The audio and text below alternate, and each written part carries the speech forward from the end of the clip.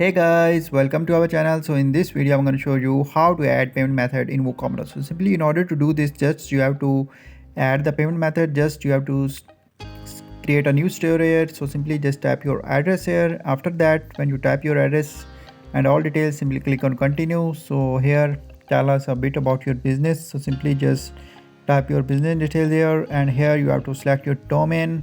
So simply just select your domain, and after that click on next step. So just when you move here, so here you can add payment method.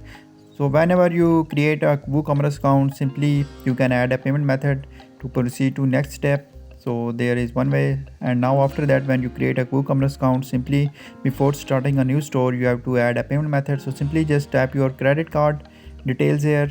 So one way is to add your credit card details like your credit card number, name, expiry date and CCV. And there is another method, that is the PayPal. So simply you can use PayPal method. So there are two ways to add payment method in WooCommerce. One is PayPal and second one is credit card.